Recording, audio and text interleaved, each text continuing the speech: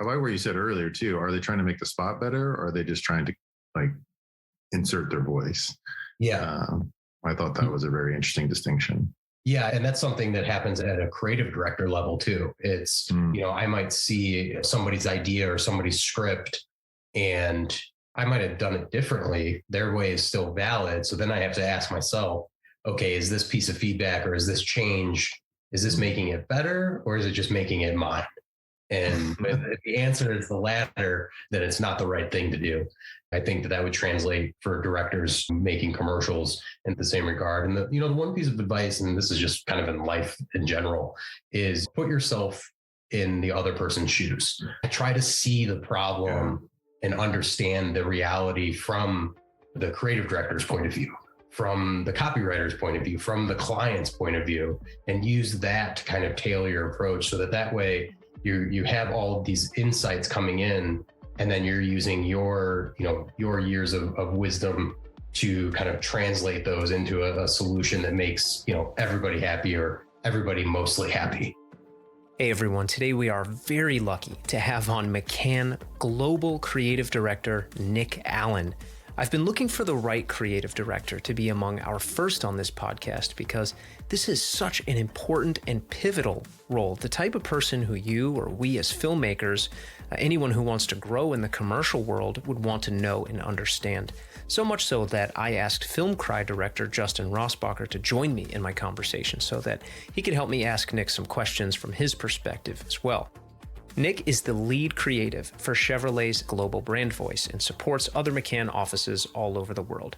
Headquartered in Detroit, Michigan, Commonwealth McCann is an advertising agency founded in 2012 as a division of McCann and serves as the global advertising agency for the General Motors Chevrolet brand. So Nick is pretty much in the position that Donald Draper spends his whole career trying to get to in Mad Men, and I could brag on him more and more and share a lot of his achievements, but I'd like to get us right into our discussion because this is one of those snowball conversations. It just gets better and better all the way to the end. So if you are a filmmaker who's curious about what goes on inside the minds of the creative directors at large agencies, or how the people who you want thinking of you when they're concepting and planning their next big commercial campaign think, then this episode is for you. It is extremely beneficial that we as filmmakers understand how big agency creative directors think. So we are very lucky that Nick was willing to do a deep dive with us and share some of his experiences and his processes at mega agency McCann. A garden of pure ideology. Yeah, just your typical Super Bowl car ad. Or a hilarious beer ad. Break was over 15 minutes ago, Mitch! I think you're the best ever. Look out. Back up. Where are you? You're in the bush. Well, how am I supposed to do? I've never been there. I don't always drink beer, but when I do... Wanna play Bobby? I think we're going to be here a while. Before we even dive into the questions, I wanted to up front say why I reached out to you. And that was because of Holiday Ride, the Chevy spot from, was it December? Was that the first time it came out or did it come out before that? Yeah. It came out in December. We filmed it actually the first week of December. Oh, wow. That was fast turnaround.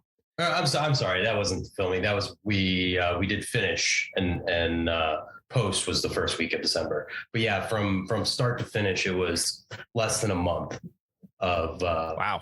From brief to broadcast. It was. I am looking forward to asking about that process. Yeah, because I'm looking forward to digging in on that one. Yeah. So yeah, I'm sure you've heard plenty of these stories already, but as far as a personal experience, I took my mother-in-law to see Spider-Man. And we lost my father-in-law last year. And I'm just sitting in the theater and they're playing stuff, obviously, before the movie. And your commercial comes up. And by the end, man, I could just hear the whole theater. People and I hear some people mumbling, kind of and those are like me. Cause I'm like, man, I don't want to cry. I want to watch.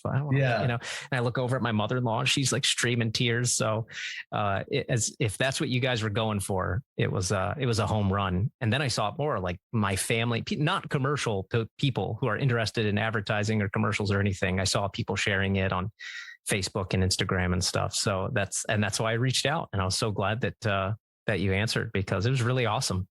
Oh, well, yeah. Thank you. Yeah. Like I said, I'm, really happy to be here. I wish I could take all the credit for it. But I can't. I was one member of a great team that brought it to life, and really obviously very proud of it. And it's been just the response has been overwhelming. It's funny that you mentioned you didn't want to cry. Literally sitting in the edit bay, watching this thing over and over, and every single time, you would find a different moment in the film where you would start getting choked up. And it's like, I know what's going to happen. I've seen it 1,000 times already, and it still gets you. And I think that's that's kind of the marker of, a well-told story is no matter how many times you see it or hear it, it still pulls that emotion out. I agree. It's a good marker. Shawshank Redemption gets me every time, no matter how many times I watch it. And Finding Nemo too. Yeah, every time. So it's funny. Shawshank Redemption is one of my favorite movies, and as a lot of people, and it's actually the reason that I got rid of cable, because it would be like a Saturday morning and you like wake up and you're going to be productive that day and you're going to get a bunch of stuff done. And then you turn on the TV for a minute and you're like, oh, Shawshank Redemption's on. 2 hours later, you haven't moved, your whole Saturday just went to hell. And that's one of the reasons that I got rid of cable. That's very funny. It's so relatable though too, because it's every scene so good you could just accidentally, like some movies you start in the middle and you go, oh well, I'll just move on. That one is every scene's just captivating. You're like, oh, I'll just watch this one scene. Maybe one more. Exactly. Maybe Andy and Red will come up with something different today. I don't know. I've got to watch and find out. Exactly. Well, Nick, by now, before people hear our discussion, I'll have already bragged on you a bit, and I'll have shared your resume and some of your highlights and stuff. But would you mind telling us a little bit about yourself before we come back to, McCann and Holiday Ride and stuff? Because would like people to know who you are. Absolutely. My name is Nick Allen. I'm a global creative director for McCann. I'm actually work for Chevrolet's dedicated agency called Commonwealth McCann, and Chevrolet is our only client. We have a very, very good relationship with Chevrolet, and I've been at Commonwealth for 5 years now, which is I was just talking to my team, 5 years in one place is like, makes me a dinosaur at the agency. I think the average kind of agency lifespan is like 1 to 3 years. And so 5 years in one place, it really comes down to, the people that I get to work with and the client that I get to work on. Why is that? Because have you heard that before, Justin, about that turnover? Yeah, I have heard the turnover is pretty high. Yeah. Yeah. Why do you think it is? I think it's one of those things where, when you get to know a brand so intimately and you get to tell, their story over and over, it starts to be repetitive, and you're like, oh, I did this same project a year and a half ago. And so you're not learning, you're not growing. And I think in the advertising industry as a whole, I think there's a big talent retention problem. One person can leave and, fight for a small raise and they won't get it, and they'll leave and then they'll replace that person with a significant, they'll give them that money and more, because every agency is always trying to attract new people and not always trying to retain the people that they have. And I say that, Commonwealth being the exception, of course. I want to clear the air if it's in a cool way, but Commonwealth is a subset of McCann. Yes. Your sole agent is a car company. Yep. How many times have people compared you to Don Draper? This would be the first time. All right. Well, I mean, but your position is pretty much what he becomes by the end of Mad Men, right? Like, isn't that it, Justin? Like the big arc is they want a car, and then McCann's trying to poach him, and that's and you have both of those. He actually ends up he finishes his career at McCann. Yeah. So you're already there. Yeah, I've already done it. No, he's far better dressed than I am. So how exactly does that work? They created, this the only client, So did they just create, is it just kind of like a wing of the company that just goes, hey, we're really specific to helping sponsor Manchester United, right?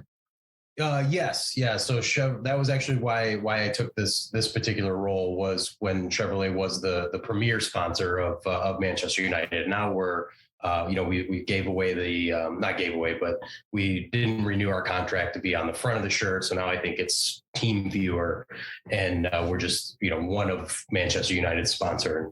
And so with Chevrolet, it was a few years ago. Chevrolet was with Goodby Silverstein. And they had an agency here in Detroit. This was before my time. And, for whatever reason, I think maybe Goodby resigned the account or there's always change. And McCann went after it and started, this, dedicated unit to service Chevrolet's business. And, obviously Chevrolet, needs that type of, commitment and deserves that type of commitment. And that's why they came, and that's why they created Commonwealth, so that they could have that kind of dedicated unit to bring, spots like Holiday Ride to life in a month. Okay. Nice. So this will be probably feel like a out of order back and forth, because I want to keep asking about you and simultaneously about what you do. So we'll be all over the place timeline wise. But perfect. So did you, and if it's too personal, I apologize, but did you want to be a creative director in this position? Because what I would lead into with that is was there a big aha moment? Was it getting this role, a role prior to this? Was there a big fork in the road that kind of contributed to this position? I always tell people, I have been, in my short and mediocre career, I've been incredibly lucky because I never really had kind of a plan.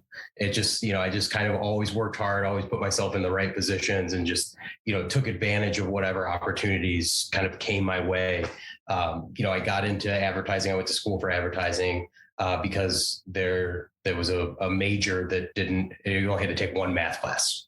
So that was why I picked advertising. I was like, oh, I only have to take one math class. Perfect. I'm going to go into advertising. And then, I met some, had some really great professors and some really great mentors a few years ahead of me, kind of followed their lead. It was like, oh, this seems pretty cool.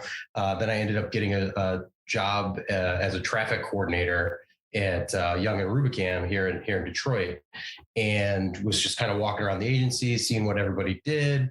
Saw that the creatives were having the most fun, and I was like, oh, who are these guys? What are they doing? And eventually worked, doing my day job as a traffic coordinator, and then at night kind of putting together a spec book, and kind of shopping it around to the various ECDs that we had. And every single one was like, this book's garbage, and we're never going to be able to hire you.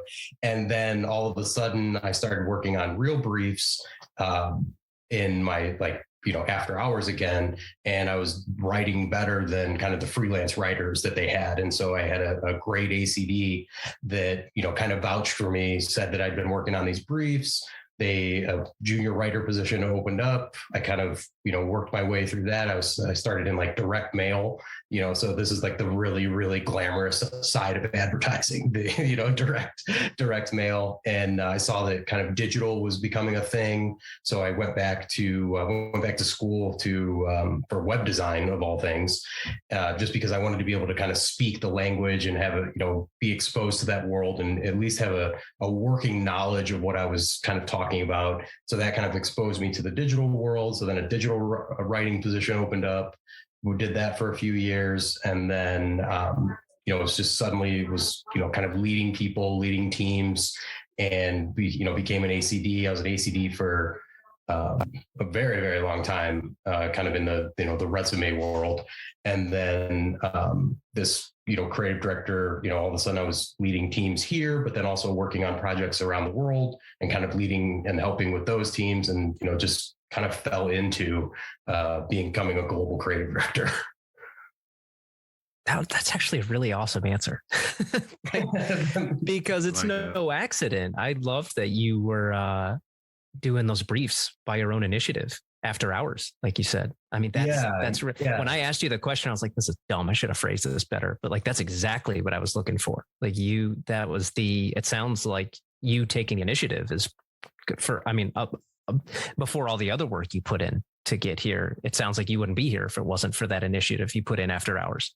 Yeah, absolutely. I mean, I remember I had a apartment downtown Detroit. It was like St. Patty's Day weekend, and I'm like doing fake photo shoots in my room of like running shoes because I'm making fake campaigns while the St. Patty's parade is going out my door, and and that was to put together that junior book that. I took it to an ECD and was like, thanks for trying, but we could never hire you. And then, I was able to make connections within the creative department and kind of work on these briefs on the side. And like I said, it was the opportunity to, my ads were selling over kind of these freelance writers that are paying, getting paid, big bucks per day. And here I am, this lowly traffic coordinator.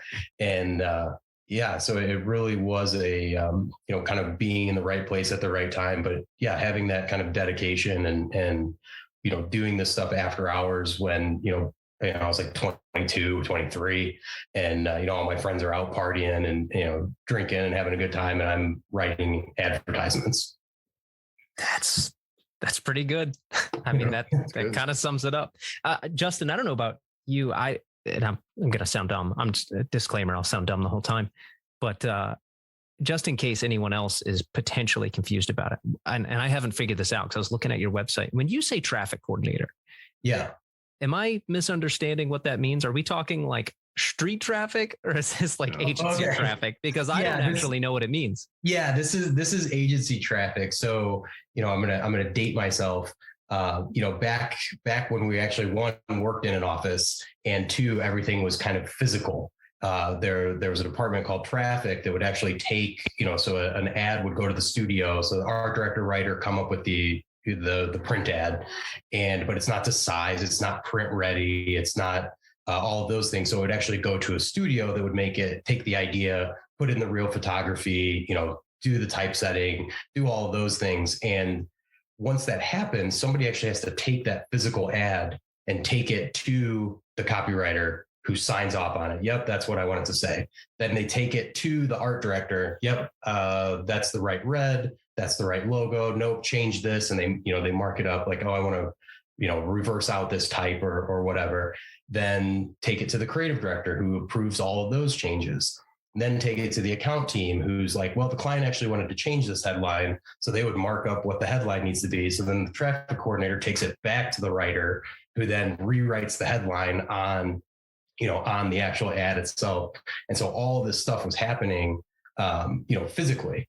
And somebody, luckily me, got to be the guy that just walked around. But it really was it was great for me, and I wouldn't have my career if I didn't have that position because it exposed me to the entire agency. So I got to see what account people do. I got to see what art directors do. I got to see what writers do. I get to see what print producers do. And like I said, seeing what was kind of happening, I was like, oh, the creators seem to be having the most fun.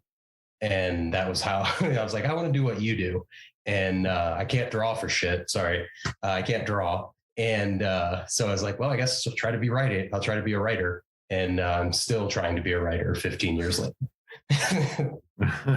No, that's awesome. And I mean, I'll stop being self-deprecating, but really on a more serious note, I mean, yeah. So most of our audience, they are filmmakers who own their own production company or work for a production company. But we as a whole, I would say most, unless they're on like a top tier anonymous content, the large production companies level, it is all very foreign still. So like, I don't know what traffic coordinator means. So all this stuff is really exciting. So like, I'm excited to keep asking stuff like that because I know that, our listeners like that stuff too. I mean, because until you're working around that stuff, it is a mystery. You just know that you're trying to get picked as the director or the production company, stuff like that. So I definitely want to get to that stuff. Before I keep rambling, Justin, was there anything you wanted to ask? No, I'm fascinated to know the process specifically behind the holiday spot. Yeah, well, let's move into that then. So we know at this point that, Commonwealth is a subset of McCann, and that Chevy is that's your sole client.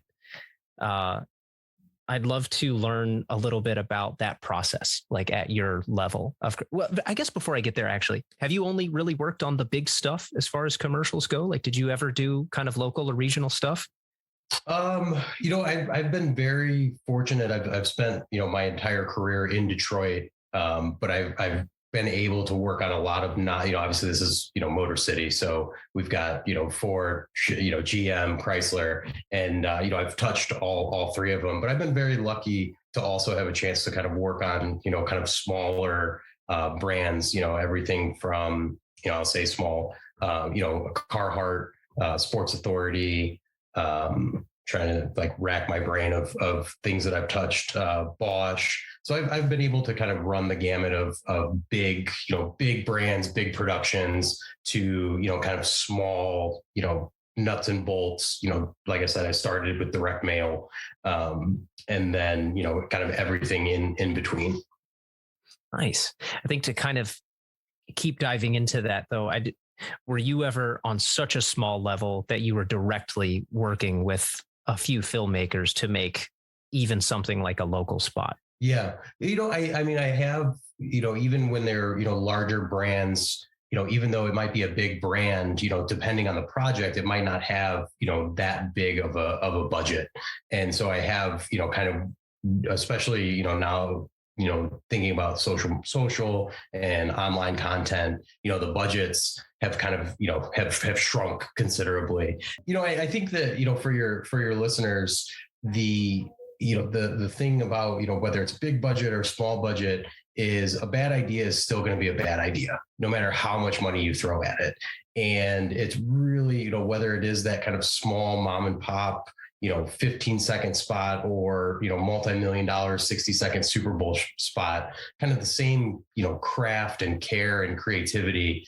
You have to do the both, you have to have it for all of them, regardless of the scale of the project. You can't just throw a bunch of money at it and hope the problem, goes away, because the greatest directors in the world, the greatest writers in the world, the greatest, DPs in the world, if it's a bad idea, it's still going to be a bad idea once it hits the screen. Makes sense. Love it. You said something, I'm curious to know what people in your camp or on your side of the world say about it, but you mentioned how budgets are going down. And that's something I've been saying to Justin for a few years. And I always feel like the bad guy when I'm saying it, because I can't totally explain why. But I'm assuming that budgets are going down for a few obvious reasons. There's a lot of competition out there, but I'm assuming also because people are distributing more work across more platforms, like you mentioned, social media. But I have no idea. I'd love to know why you think budgets are going down. Well, right now, thinking about, COVID and inflation, it's not only our budgets going down, but everything costs, significantly more money. So, a lot of times clients look, year to year and they're like, well, 3 years ago, this thing cost this much. Why is it costing, this much? And, that's one of the big reasons is, with COVID and inflation. But I think, a lot of it is we have all these great tools. We have everyone can be a filmmaker. We all have cameras in our pockets. We all have editing software that comes on our Macs when we buy them. So this like democratization of kind of creative technology, while super beneficial, has also, kind of been a hindrance, because I think there's a mindset of, oh, anybody can do this. Like, oh, all I need is, Joe and Steve with their iPhone camera, and they can film this. And, oh, my little cousin knows how to make, TikTok videos.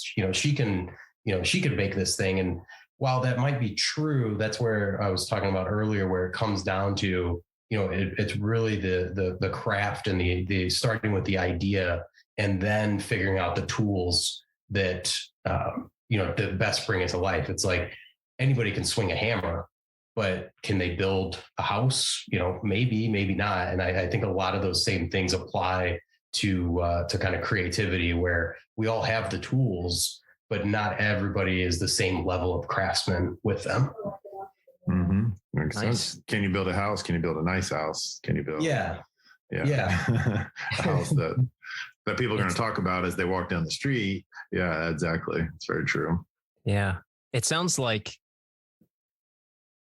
writing and creative development may not outlast the ever-changing technology, but will be a constant need, even though the technology keeps changing. So in a weird way, like I know there are some days where I feel totally unqualified because I don't know how to use, Unreal Engine or Blender or green screen, technology, and I don't know how to code it myself. But then, like even if it keeps changing, you're still going to be needed to build that house. Yeah, absolutely. And then, I think it is, still having the working knowledge of those things, like I mentioned, I went back to school for web design. I couldn't design a website right now if there was a gun to my head. But it gave me like this ability to at least have a basic understanding of what somebody that is good at that is talking about. And it helps kind of have that conversation. And, going back to the budget thing, not only, the tools that we have and thinking that everybody can build a house, but also, people have to stay with the analogy. Clients are expected to build a lot more houses. They need to build, before it was, you only had, your TV, your radio, your print, you only had those things. Now the same amount of budget has to be spread across so many different platforms and so many different mediums that there's just not as much to go around. Yeah. I know. I love that when you said you went back to school for web design, because I was thinking about that connection. I was like, oh wow, so he pursued like educating himself on the technology side too. So it's kind of like you actually didn't solve the problem. We're just going to keep being haunted by needing to know every new thing that comes out while also being great writers. Yeah. And you'll see it, I see it in the agency world where, people will have just incredible, we'll say credible Photoshop skills, but they can't concept. They don't understand what an idea is, but if you give them an idea, they can make it beautiful. And it really is finding what people, are good at and leveraging those talents and not being afraid to be the dumbest person in the room.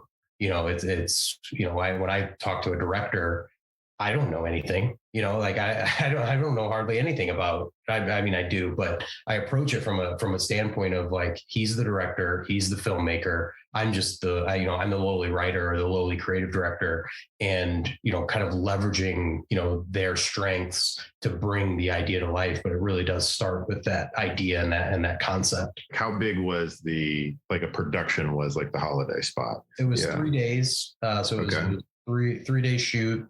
And we shot in LA, outside LA at Big Sky Ranch, which is a lot of other places, or a lot of other, not only commercials, but, movies and stuff have been filmed out there. But yeah, so it was a 3-day shoot. All the casting was done remote, which is interesting and not nearly as fun as casting used to be. You used to get to sit in a room and you would be with your director and you would, at least do callbacks in person, and, you would actually be able to be there and you could whisper to your director and you could have that conversation.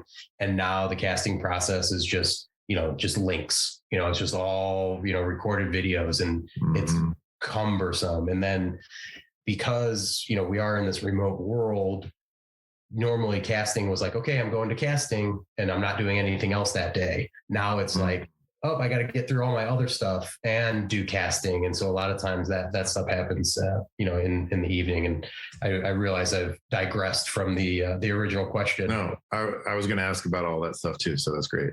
Oh, okay. Yeah. I'm really, you mentioned also in this one that it was a fairly, well, I don't know if it's a short-term turnaround for you guys, but from going from brief to it airing within 1 to 2 months or something like. Yeah. It was, I think we got briefed. It was right like the October 30th or something, 29th. It was right before Halloween. Cause I remember it was over Halloween weekend that we were working on it. And then, and when you say brief, is this like Chevy wants to do a spot? Yes. Yeah. That is heart-wrenching, go to town. So like that level of actually, if I could step in, I want to take us back one or two steps and we are talking about Holiday Ride here. I'd love to talk about a lot of your work, but we'll just stay on Holiday Ride for time for now, I guess. But you had some other cool spots on your website I liked. But I am interested to know, I think I kind of prepped you with one of those questions. And Justin, if I'm distracting from your question, let me know. Sure. I'm hoping I'm building on it, but I am curious to know what Chevy's intentions are when they show up. I'm curious to know, do they walk in the room? Okay, like the story I told you before we went to see Spider-Man, right? Do they walk in the room and say, guys, we want people crying before their movie? Or, see, I don't even know what else to suggest. Can you just, I don't know, maybe walk us through it? If it's, I just love to hear about the process. That's the same question I'm asking too. That's what I want to know. Like, how does it bud? How does it start?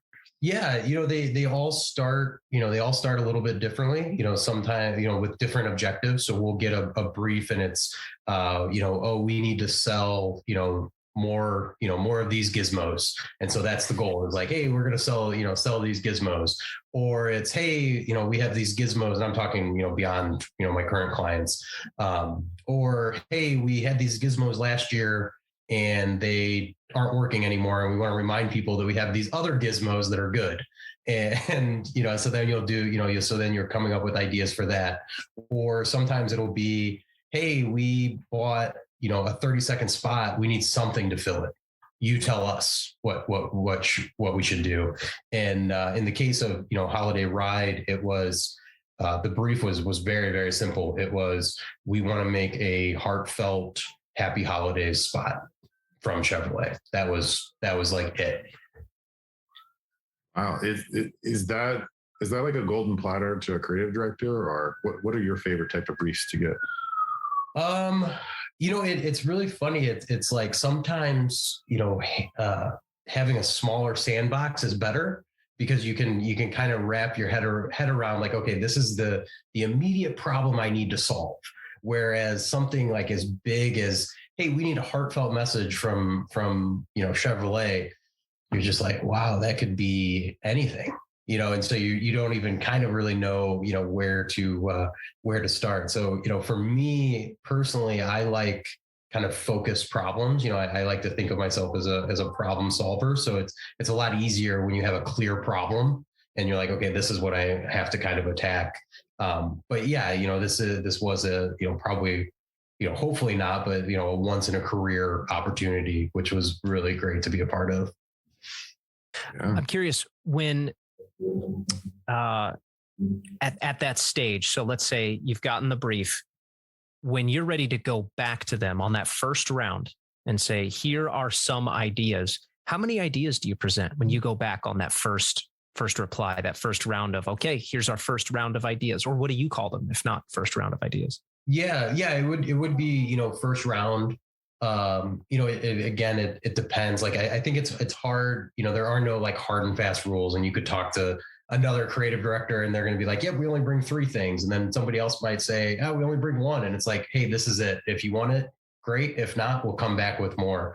I personally, I think like the 3 to 5 range is pretty good. I think anything more, a lot of times you start watering it down and things kind of start, blending and crossing over.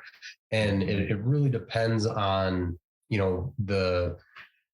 the buckets that you attack the problem with, so it's like, okay, here's, angle 1. Okay, here's a spot that attacks it from that. And then angle 2, angle 3. So if you have, 10 unique angles, then great, bring 10 unique spots.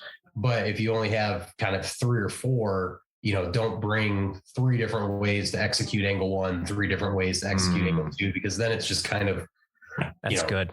Clients can't even remember what it is, you presented. You can't even remember what it is that you presented. So me personally, I like, 3 to 5, I think is a good number.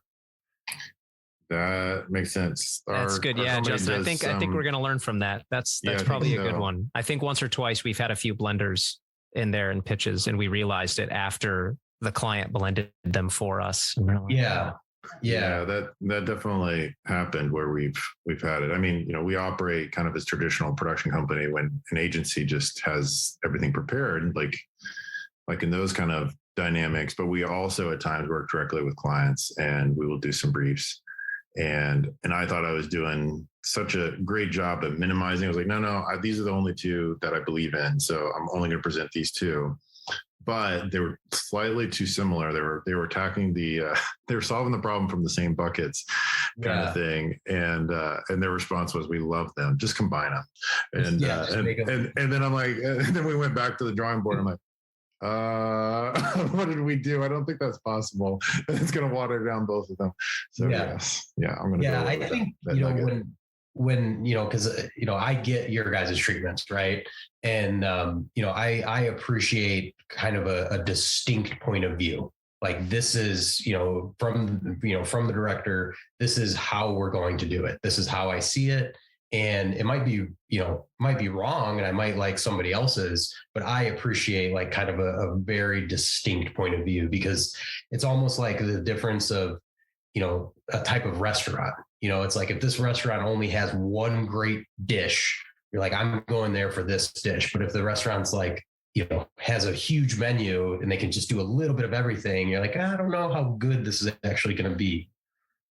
Yeah, I feel like we're talking about In-N-Out versus Ruby Tuesdays or something. Yeah. Like that's, Yeah, or like, I don't want to throw any restaurants on the bus, but like Cheesecake Factory, like the menu's this thick and you're just like, I don't know. Like, can you really make that and that? Like those seem very different. Yeah. And maybe they can, but psychologically, you're right. We're wired to we want to know someone has a voice and a specialty. I'm guessing.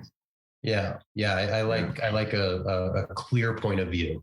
And I think when, we present ideas to clients, it's important to come in with those clear point of views, and 3 to 5 seems to be is the singular amount of point of views you can have. It's like if you have 10 different angles, I'm guessing some of them aren't that clear cut, and there is kind of that blend and wash.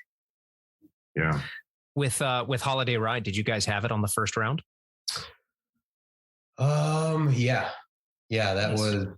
was the there were two that were kind of played in the same world that approached it differently, but it was kind of a story of loss and a story of redemption. And but I think Holiday Ride was kind of the clear favorite out of the gate. So it sounds like, let me walk it back even further. Before you and your team even went to present, did you feel like Holiday Ride was the one? Yeah. Okay. Yeah. I mean, when you come across a story like that and a script like that, you kind of know, right? And you just hope that everyone else sees it the way that you do, and recognizes the when you have magic in a bottle, sometimes you don't always notice. And to our clients, great credit. They recognized it and kind of gave us the leeway to pull it off. And my boss, when we started having director calls, he and I loved it. He was just like, your job is to not let us mess this up. Because agencies, we can be agencies, clients can be clients, and it really, we wanted to bring this thing to life in the most beautiful purposeful way, and our director did a wonderful job. That's great. So tell me about the process a little bit more. So you guys had the brief, you guys do your development, you develop these 3 to 5 spot ideas. You have this favorite. Thankfully, they saw it too. They okay it. Am I getting the steps kind of? Overall, that's right. Yeah. And then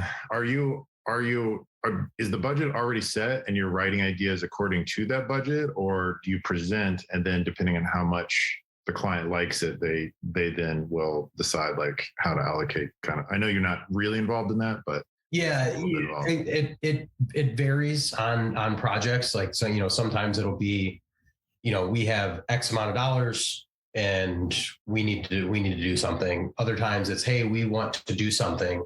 And then depending on the quality of the idea, then, the bank accounts open up. And so yeah, it all depends on the on the project. Okay, that makes sense. And then so once they greenlit it, then that's when the direct list that you guys are making calls to and trying to put together. And how big is that list, and how does those steps go about? Yeah. So typically, so we sell the spot, or we sell the project, and then, our producers, our production department. So the agency has its own, I think you mentioned that you had someone on your show. The agency has its own, agency producers, and, they'll usually, they'll reach out to reps and, send the project over, and then the reps will come back with, oh, this person could be interested. This person could be interested. And typically our producers have an idea of the ballpark that they're working with. It's like, are we talking, James Cameron or, Jimmy Dean? There's a range, so that way, nobody's wasting anybody's time, and everybody is, all on the same page. And then typically, that list will be put together of people that are interested, or that we can afford and available. That's another thing. It's like, hey, this spot has to air, beginning of March. We're looking to film, in January. Well, this director's booked. So we won't even talk to them. And then, then we look at their reels, look at their resumes, and we're like, okay, let's have a call with, director 1, 2, and director 5. Those are kind of the 3 that we think are going to be available, affordable, that their reel matches what it is that we're trying to do. We see, they're telling the types of stories that this particular project is, or have told stories that this particular project is. And then then we'll have a director's call with them, where we kind of walk them through, our vision of the project. And then they'll go back and say, sometimes they're like, actually, they're not on the phone, but, they'll go through their producers and be like, you know what, we're not really interested. Or, I've already done something like this before. And then, but then, if they're still into it, then they go back, write their treatments. And then we look at their, we get all their treatments. Usually we'll read through them, then hop on a call, and they'll take us through their treatment of kind of how their vision and their approach of how they're going to bring that project to life. And then, based on the treatment, based on the call, a lot of times, like, you can tell when, someone's just phoning it in, that, like, I've had directors where, like, they don't even know the treatment, they don't even know their own treatment because somebody else put it together. And, and so, like, you ask them a question about something in there and they don't even know that it was in there. And, so those, like, you want to work, it's like anything, like, you want to work with people that are just as passionate about the project as you are, because, we're very fortunate to get to do what we do, but it's very hard, and it's very stressful. And so you want somebody that's, like, in the boat with you and in the fight with you. So, based on, the quality of the call, their interest in the project, their, again, point of view on the treatment, like, oh, wow, this director just saw something that we didn't even see, and a lot of times, like, they'll bring in new ideas of different aspects or different components of the project. And, depending, some of them we don't use, but we're just like, oh, wow, that's really interesting that he's thinking about it like that. So that sort of stuff kind of puts them, above, the other directors. And then, so that's something for you specifically that, like, a director shouldn't be afraid of doing, is to actually add to the spot in the treatment. Yeah, absolutely. Like, here's a direction that could go, like, yeah. Like, maybe you guys didn't think of a wreath on the door the whole time. And then you're like, what if you had, like, a totem of a wreath on the door in addition to the car thing? And you're like, oh my gosh. So yeah, absolutely. Like, for me personally, I want to see, we might not use it, but I want to see that they're trying to make it better and not necessarily just make it their own. They're staying true to difference. Yeah, they're staying true to the original concept and to the original idea, but they're figuring out ways to do it better or to tell it on a deeper, more emotional level. And for me, I was watching James Cameron that was why I mentioned him. He had a master's class on, so I was watching it the other day, and he was talking about how when he's on set, he listens to other people. He values their opinion. He wants people to bring their ideas. And so for me, I'm like, okay, so if James Cameron listens to other people's ideas, I'm pretty sure I can too. And, so I want to be, have that kind of collaboration. And, I think one thing where I feel for, kind of commercial directors is, they have two clients. They have the agency, the agency creatives, like we're their client, but then also they have the actual client that's paying for the whole thing. And they're kind of can sometimes be kind of caught in the middle and, forced to navigate those two worlds. And, some directors, they want their vision their way. And we have to remind them like, hey, we already sold, this spot's already been sold. The client is expecting what that spot is. So we've got to work together to bring your vision to life.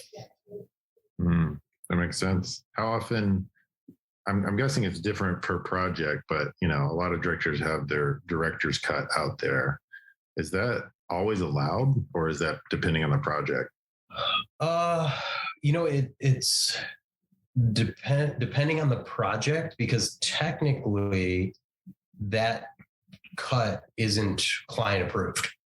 Yeah, so that's what I thought. Yeah. So you're broadcasting, and it's actually really interesting from an agency standpoint too, like work that's in your portfolio, like agencies always do an agency cut. Well, technically you're broadcasting unapproved client work. And there's been stories of people losing, they'll lose their job for it. Wow. So yeah, so it's just it's just one of those things.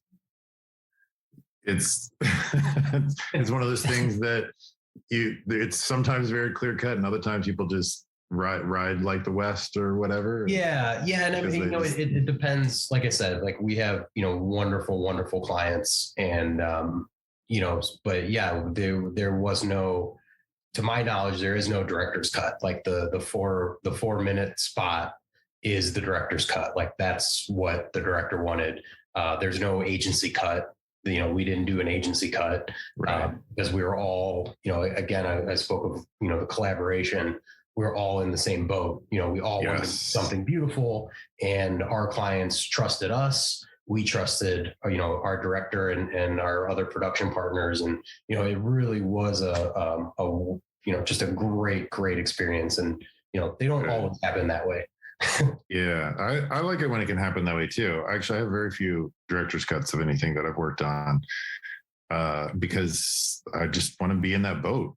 We have a goal. We're all on the same page to get the best thing possible for that particular goal. And so I think it's beautiful and it can work that way.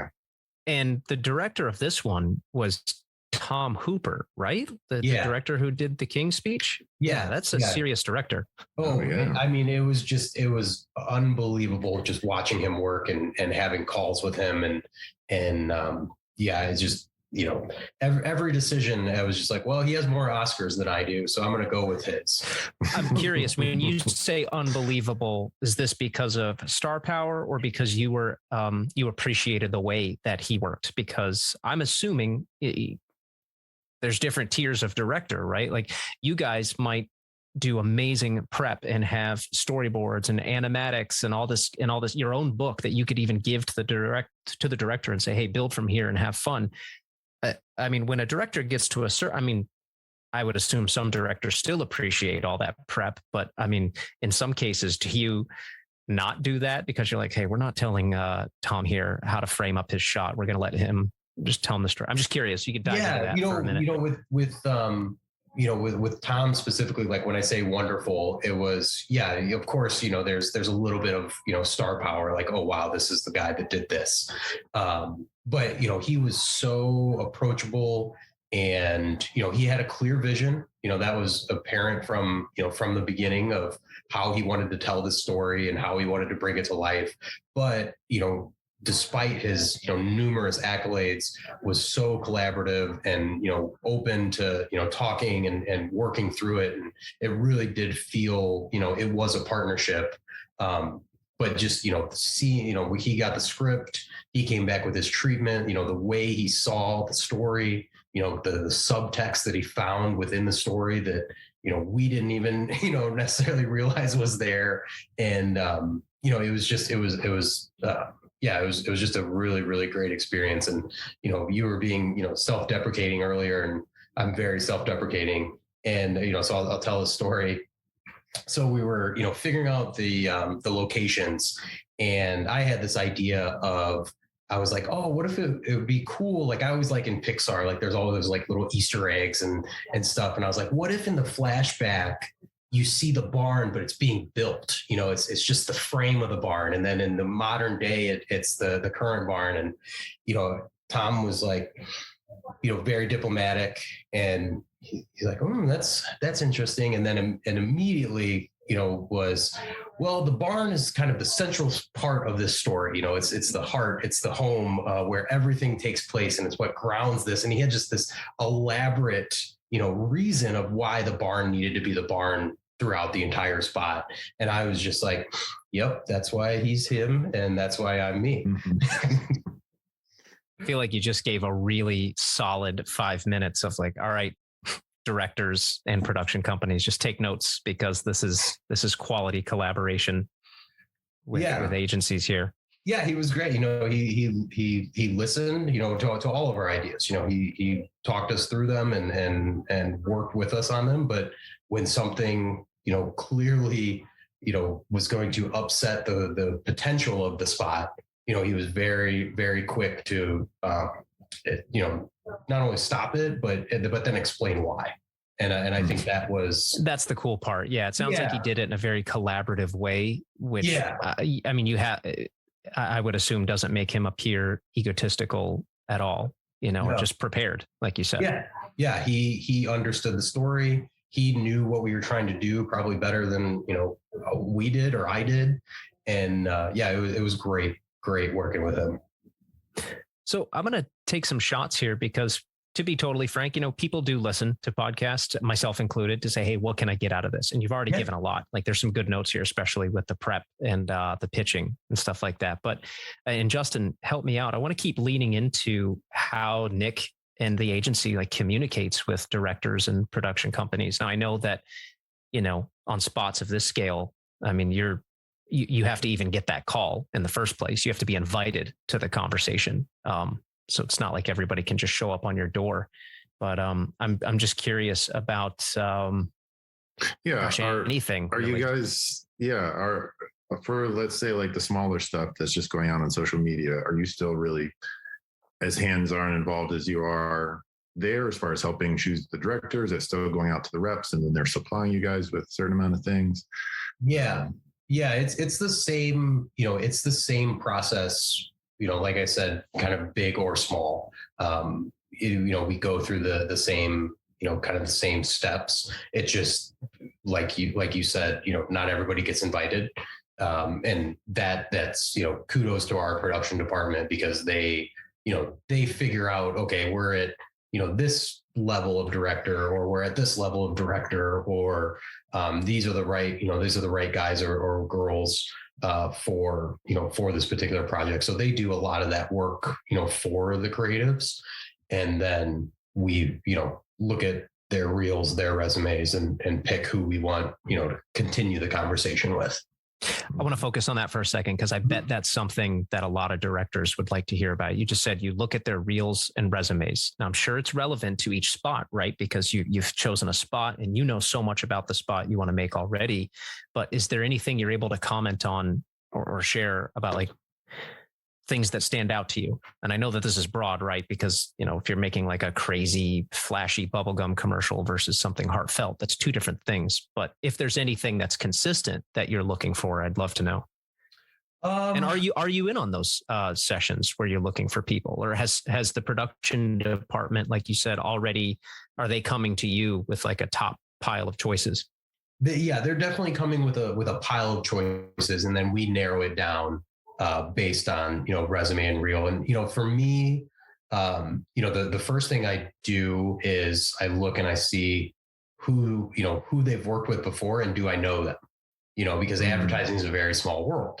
So it's like, oh, this person did, whatever brand spot. Hey, I think I know a creative that used to work at that agency, and talk to them and see like, hey, have you ever worked with this person before? And then if, great experience, okay, good. And if it's a bad experience, well, why was it bad? Because I'm really looking for that, kind of collaboration. And then you're looking, a lot of times their reel will be customized for the spot. So it's like, if you've got a comedy spot, you're going to get their reel is going to be, the 5-6 comedy spots that they've done to show that, they have that style, they have that tone. And then, so then they're looking at that. And I think, what's really important for, and this is probably for creatives, but maybe it'll make, directors feel better, is you've got to look at like the spot could be terrible, but that's because somebody wrote a bad spot. A great director isn't going to make a bad spot great. They'll make it okay. And so you have to, kind of remove yourself from judging and critiquing the idea, because the director didn't come up with that idea. The director got that idea and then tried to tell it the best way possible. So you kind of have to separate that. And then you're looking at, okay, did they, if we were staying with comedy, did they, what they do for the punchline? Did they change the camera angle so that they, emphasize the punchline so that there was a visual difference? Did they, what's the color of the film look like? What's the pacing feel like? What music did they choose? And, you're kind of evaluating all of that stuff separately of, oh, did I like that spot or not? Because they didn't write the spot properly. Somebody else did. So they're just trying to make it the best that they can. So you're evaluating, kind of the craft behind the idea and not necessarily the idea itself. That's cool. That's great. It's really insightful. Very encouraging actually to hear. Yeah. It sounds like the challenge for directors who want to be invited to your table is to get repped, if I'm understanding that correctly.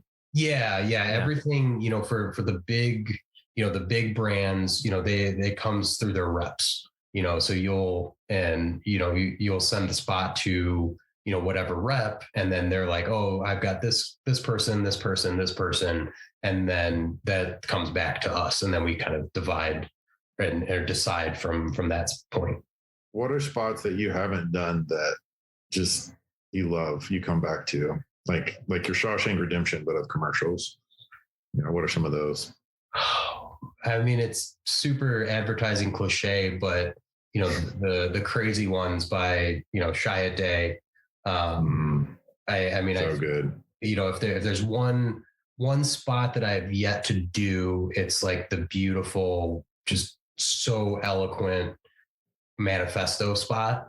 Where it's just, it doesn't even matter the pictures. It's just the words, and they just, sing. That's a spot that I'm still trying to do. And, I tell, my team, when they bring manifesto spots, they're really hard to do. They're really, really hard to do because the bar is so high to make it. You look at like a Wyden spot or, a Shia Day spot, like those things are just so beautiful, just so well written. And then they always find the little turn, whether it's in the VO, who they choose for the VO or the music, they're just so incredibly hard to crack to make memorable, that most anthem spots and most manifesto spots are just completely forgettable. It's like, that's just somebody talking and ramble, and then logo. So that's something that, I still aspire to do. I like that aspiration. Those are beautiful spots. How does well done advertising make the world a better place? Wow, that's a great question. Or does it?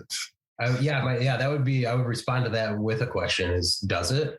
And I think it can. If you look at like say a Patagonia, and how they advertise, where they're talking about sustainability, or they're talking about don't buy this jacket. So they're, using their platform and they're, not only are they using their brand, but they're using that messaging opportunity to remind people, hey, we're very wasteful, just as consumers in general. So I think, or if you look at, say, like a Nike and what they did with Colin Kaepernick, their great outdoor of, with his face and the beautiful line, reminding people that some people sacrifice everything because, fighting racism is so important that, he gave up everything. I think when advertising kind of taps into, societal issues and tries, right or wrong, to have a point of view that is to better the world, then I think it does.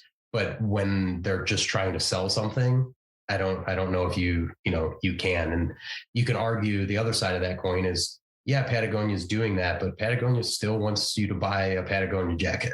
Nike, throws, Colin Kaepernick's face up on the side of the building and once, stands for, fighting racism, but they still want you to buy their shoe. And, so it is very, self-serving. And so I guess that's why I would respond, does advertising actually make the world better? I don't know if it can, just by default. Though there are, so honest we throw the word, or I throw the word disingenuous around a lot because Justin laughs at me. I get I'll joke about flipping tables if I see something that's inauthentic because it's frustrating. Like when people are trying to say, use a good cause or something that's painful or very real to sell product, but that's also what we're doing. And then when someone does it well, it's not only that you don't care, you might actually love it. For example, we reached out to you because of Holiday Ride. It's how we got to know you. I don't feel, I'm not angry when Holiday Ride's over. I'm not frustrated. In fact, Holiday Ride coming out around Christmas, one of the hardest times of the year for most people, after a very hard 2 years for most people, it's kind of a bit of a blessing, right on time. So there are spots. Justin's got a few favorites that I don't even like to watch just because they're such a gut punch. There's a few spots. I'm sure you have a few too. They're so good. Some of them are a little too good, actually. Like, do you remember the one with is it the World War I or II spot where like the soldiers come out of the trenches and they play soccer for a day instead of fighting? Oh yeah. Remember that one? Yeah. Like that one's amazing. On Christmas. Yeah. Justin showed me this Guinness one recently that I hadn't seen. That one messed me up. So it's kind of a love-hate, these really good spots, because I love them, but then I hate that they work so well. Yeah. Well, I just hate them when I see them and I'm just like, wow, I would have never thought of that. And I'm just like, oh man, I am so fortunate to be able to do what I do because I would have never got there. Let me ask you a question that might be relevant to that. I'm curious to know so we've talked a lot about how, and maybe we haven't, I've wanted to know about what the process kind of looks like for you, from your perspective, at your level. I'm curious to know what. Actually, I want to interject real quick. I want to make sure that I also applaud like the Holiday Ride, even though it doesn't have, some kind of like current social justice or other aspects that's a part of it, by telling a genuine story of dealing with grief, as far as being in service, as far as being family and friends and a community and all of that. Like, it tells a genuine story. Yes, Chevy, it was brought to you by Chevy, and part of the star of the show was a Chevy. But I genuinely think and then like Cody and his family would all agree too, there is a catharsis that I think that comes from that. She had lost her husband. She had lost someone that's there. By her being able to experience a story, she's being able to experience a piece of art that helps her grasp and process that in a new kind of unique kind of way that can bring kind of a beauty to it. So I do think advertising can make the world a better place. I don't think it has to be always in that way. I think that's one way that you talked about, but I celebrate what you are a part of and your team and everyone that's there, because I do think that those types of spots make the world a better place too. Oh, well, thank you. Yeah, maybe that was a little too cynical of me. I'm not a cynical person, but yeah, I think, and you said it, I think great advertising always comes from a place of truth. And whether it's, in the Holiday Rides case, that was based on an actual story. But, if you think about, Colin Kaepernick and, his sacrifice, or, Patagonia and, don't buy this jacket, like they're always operating from a place of truth. And that's how you get that authenticity. And that's how you, fight being disingenuous, like you said. Great. So like I was saying, I think we've got a general idea about what your job is. I know we can't ask you to like walk through every step of your job. Nor would you want me to. I'm curious to know what a bad day looks like for you, but not just day. Like, what does a project that's going really wrong look like for someone in your position? Does that make sense? Yeah. Cool question. What is a bad day? Yeah, like a project falling apart, or I just feel like you might have some stuff that could be educational for someone from our perspective, because maybe I'll just throw out an example. I'll make it up off the spot. Maybe you're like, dude, this director thought that he or she was being very creative by giving us something totally different after we had already hired them. And now we are behind by a week. Yeah. Because we're fighting. So I'm just making stuff up, but I'm curious to know like what types of things go wrong. That does happen, where, you sell a certain thing and you and your director weren't necessarily on the same page. And so you show up to the shoot day and everything is different. It's not how you talked about it. You're doing different things, different decisions are being made that weren't, that go against things that have already been sold. Because like I said earlier, we're beholden to the clients. So it's like every decision has already been approved. So when you are like, and I say you, but like when a director is like, oh, you know what? We didn't like the red shirt because it looked weird because of the daylight. So now it's a blue shirt. It's like, well, that red shirt was approved. So now we have to go back to the client. And sometimes clients can start feeling like, hey, because they're not always there. So then you're starting to lose trust with your client, because the client's like, well, you changed this and you didn't tell me. You changed this and you didn't tell me. And so then they're wondering, what did you change? What else are you going to change? And so it comes down to that trust.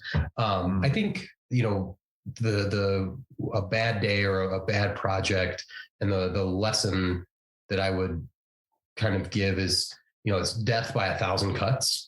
Where you get to the end of the project and you watch it, or you see it, or it goes live, depending on the project. And you're just like, wow, it's not good anymore. And you don't know where it happened. And it happened because of all the little compromises that you made along the way, where, you didn't get the best actor that you wanted, or, you had to move away, you didn't get the perfect take because you needed to move on. And you're like, it's okay, I think we got it. Or you didn't get the song that you actually wanted. And so you compromise. And just one of those things probably isn't gonna, sink the spot. But over, this compromise, they all stack up. And then you get to you watch the film and you're just like, well, it started with a good script, but we did not execute it the way that it was supposed to. And I think that's where, having a great director that's kind of in the trenches with you, they see, because they have that outside perspective, so they can start seeing those compromises and they will, they'll put their foot down and they'll fight for something. I've had directors, they'll pay, they'll donate their day rate, because they're like, this spot needs 4 days. You only have money for 3. I'll give you the 4th day, or whatever the case may be, because they see that bigger picture. And that I think that's important, because a lot of times as an agency creative, we're straddling the fence between, the creative and the client, and trying to navigate those, as well as we can. And sometimes we might skew too much to the client and the creative suffers. And so you need everybody, I guess, is what I'm trying to say. And the director is a big part of that. That's a really good take. The only thing that stands out to me is how in a not great way from what you just said is I wonder how many directors think they are being the Tom Hooper when they're actually being the one that's setting the project back. And they might in their mind be like, no, I'm fighting. And maybe they're doing it wrong. Maybe they've just heard on a podcast somewhere that you should fight for what you want. And that's a good thing, but they're not quite doing it the way that, director Tom Hooper was doing it. So I'm trying to figure out how to articulate that. I don't know how. If you have any ideas, let me know. Trying to figure out how to say not to be, the prior and how to be the Tom Hooper. I like what you said earlier too. Are they trying to make the spot better, or are they just trying to insert their voice? Yeah. I thought that was a very interesting distinction. Yeah, I think that's, and that's something that happens at a creative director level too. It's, I might see, somebody's idea or somebody's script, and I might have done it differently. Their way is still valid. So then I have to ask myself, okay, is this piece of feedback or is this change, is this making it better or is it just making it mine? And if the question is, if the answer is the latter, then it's not the right thing to do.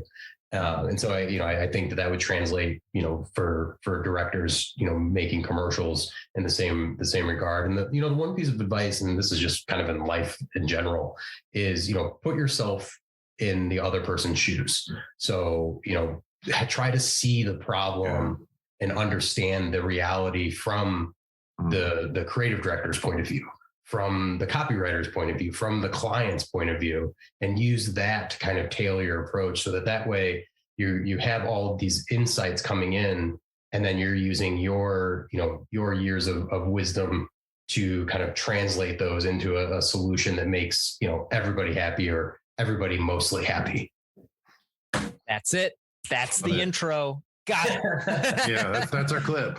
That's the clip. So I just have this idea, which of course I know is 100% true, is that you get a brief from your client and then you go hike a mountain for a week and you come back and you goes, everybody, here's the idea. Here's the ethereal idea right here. Yeah. That's exactly how it works. Well, it's funny. So Holiday Ride, I flew out to Utah the day we got briefed. I flew out to Utah, was working on the plane, and then I was there for I took a week-long wilderness first responder class. So I was kind of doing that while Holiday Ride was being birthed. So yes, it does happen a little bit, but COVID's been very good in that regard from a remote standpoint. I've been able to actually go places and work, more remote than what I did before. But yeah, that's kind of how I like to do it. That's fun. So you've been a lifelong outdoorsman? I grew up outdoors and then kind of lost track of it for a while. And then, probably the last 10 years got really back into it. Once you can move beyond just your tree fort out in your backyard, and you can actually go and afford to fly to places and go to places. And, being a global creative director, pre-COVID, I was flying a lot more and, traveling abroad, and, so that, you get the miles, you get the points, and that affords an opportunity to travel even more, which is great. That's great. Cody, I think you had a few more ending. Oh man, I got a bunch, but I got to be smart with next time here. I don't want to. Might have to just bring you back, Nick. At some point, we'll check on you next year. Yeah. Well, let's see. Well, when you do your manifesto spot, we'll have to have you on after your manifesto spot for sure. Yeah. Well, let's see what the ratings and the reviews of this podcast do with me on. When your subscriber base drops by 50%, you might question having me back up. No, people like learning, man, and that's why this is cool. I told you when I reached out via email that. Okay. I also commented earlier, I don't like when people are disingenuous or inauthentic. Right. And, when Justin and I were talking about this a while ago, we realized, I think it was 2019, we genuinely meant it. I was like, man, because when Justin, I've been confusing 3 times now. When Justin brought me on. I was in LA and I was working on production on film and TV sets. And I was like, this is going to be great. And I was like, all I got to do is become an expert, overnight, which the stuff is not out there really. Like, honestly, the closest thing to instruction that I've ever seen on this stuff was the Goodby Silverstein masterclass. There's not stuff out there that bridges there's a million podcasts on filmmaking, plenty of courses and whatnot. And there's plenty on advertising and print and copy and stuff like that. But I had a terrible time bridging the gap to figure out. It seemed to me like very much a world where only the people who know are the people who are working in it. Otherwise, you're just clueless until you get there and you start working in it. And then it becomes totally normal.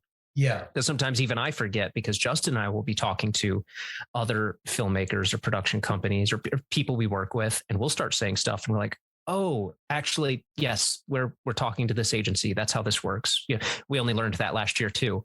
Yeah. We didn't know that until last year. So it's like a shroud of mystery around this stuff. Now, maybe I don't know. I mean, but so that's why, yes, people will love having their questions answered. And that's why we appreciate you telling us about this stuff too. On that note, like everyone just needs to work traffic job first. Yeah. And then, stand in the street with two lights and cones and work traffic, just like I said. What, if anything, are you curious about right now? And I mean that in the context of, is there anything you're excited about that's like on the horizon where sometimes I talk to Justin and I say, I don't want to shoot the target where it is because of how long things take. I'd like to try and hit it where it's going to be. Yeah. I mentioned Unreal Engine earlier, been bugging Justin with Unreal Engine stuff lately. Do you know what Unreal Engine is? Yeah. That's awesome. Good for you. What I was going to talk about. Oh, fantastic. You're in good company here. Yeah. So I'm really curious how that's going to affect, us. And we've looked at it, before, you think about, how they film The Mandalorian, where you can go to outer space and you're on a studio, you're on a set. And what are those implications for us as making commercials and no longer being, subject to location scouting and permitting and weather and, all of the things that happen, on, a actual, physical production, now that it can all happen on the studio, on this, 360-degree screen using the Unreal Engine. And, you're changing things in real time in camera.